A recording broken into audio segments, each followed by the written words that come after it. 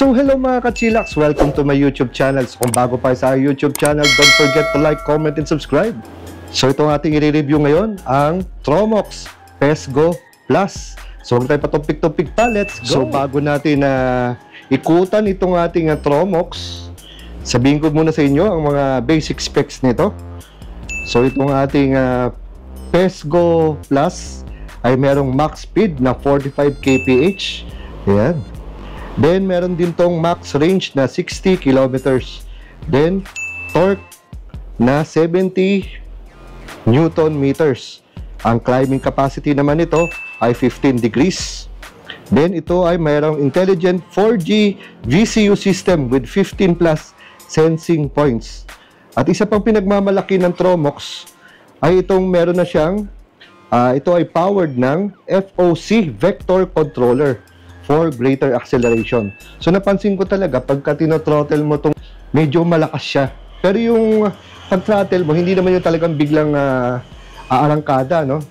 Meron lang talaga siyang parang extra power pagka tina-throttle mo siya. So itong ating Tromox PESGO, bago natin umpisahan, meron pala itong ang kanyang bago mo paandarin, meron pala siyang NFC Smart Key Card at meron din siyang alarm. So 200 para mapaandar itong ating e-bike. Pwedeng through NFC. O, diba? Napakasosyal. So, tap lang dyan. Pwede. And, another way naman para mapastart ay pindutin lang itong unlock, then lock. Parang kotse lang, diba? Napakalupit, napakaganda. Sama na natin sa handlebar. Paandarin natin ulit. Yan. Isama natin sa handlebar. Makikita natin ang ilaw. Ayan. Signal light. Busina na napakalakas. At ito ay equipped with cruise control. So ito pala pagka in-on mo, automatic, bubukas na agad yung kanyang DRL. Ito yung light, running light. So imagine niyo, so parang sa motor, di ba? Dapat automatic bumubukas yung headlight. Ito naman yung DRL niya. Then, pag binuksan naman natin yung headlight, ito na yun. So, maliwanag na ngayon DRL, dagdagan mo pa ng headlight. Ayan. So, ito ay naka-LED light na. So, ito naman yung kanyang signal light na naka-LED din. So, nakita nyo, di ba? Napakaliwanag. No? So, sa gabi, lako po, napakaliwanag po niyan. So, ito naman yung ating view sa likod. Yan na signal light sa likod. Meron tayong tail light and syempre meron tong brake light. Ayan. So napaka-importante niyan mga ka-chillax na maliwanag ang mga ilaw para madali makita ang e-bike. Kasi alam niyo naman na ang e-bike ay tahimik. So, ang maganda dito sa ating Tromox, ito ay meron ding apps sa cellphone.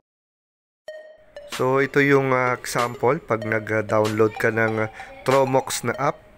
Ayan.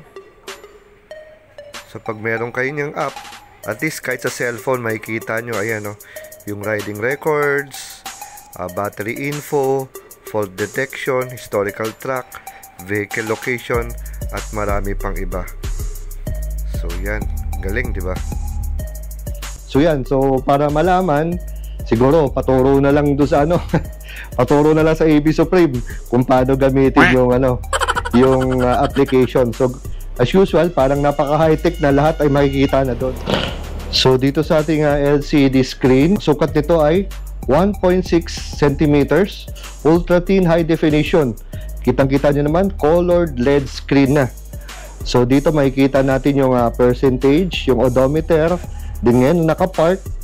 Then, makikita din niya, pagka umaandar na, makikita po natin ang ating speedometer. Doon naman sa liwanag na headlight, no?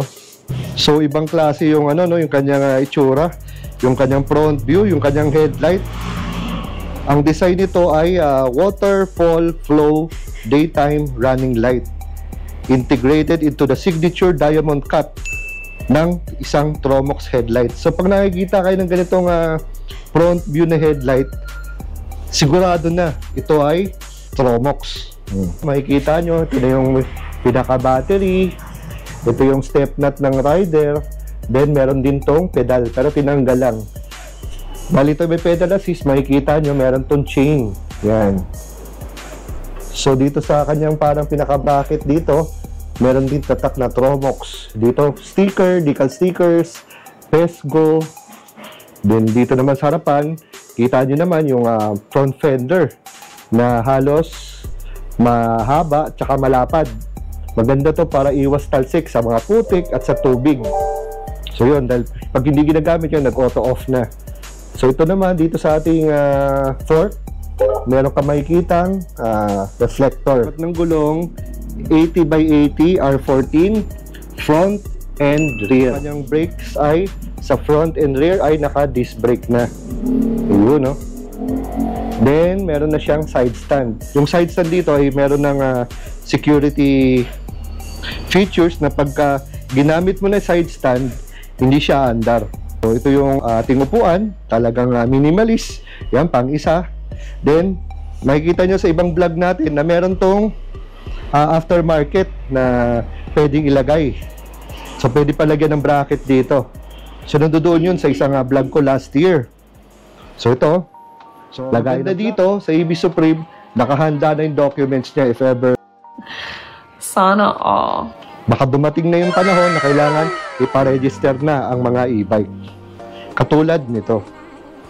Then pagdating naman sa suspension, dual suspension. Nakita niyo may dual shock absorber dito sa likod. Then meron din po itong front suspension sa harapan. So ito pa nga pala, meron ding logo ng Tromox. Ayan, no? So napakaganda nitong ating Tromox Pesco Plus. So yung pagkakaiba nitong Tromox na to doon sa ibang Pesgo series ay pagkaalam ko mas malaki yung gulong.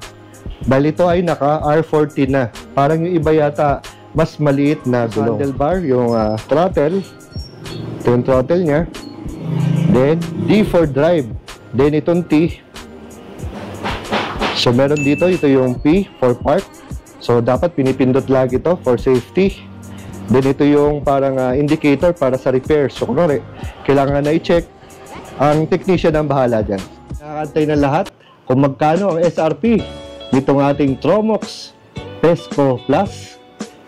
Ito ay naghahalaga ng 9,800. Pero syempre, ito ay may bawas pa yan sa ating mga subscriber. So mag-message na kayo, ipapost ko dyan yung FB page ng EB Supreme at ng aming contact number. Then ilalagay ko na rin dito yung address ng EB Supreme. So yun, sana nagustuhan niyo ating munting vlog dito sa ating bagong unit. So ihiwalay ko dito ang aking quick test ride nitong Pesco Plus. So till here, this is Well Esquila. Ride safe and God bless. Well Esquila. Chillax. Chillax.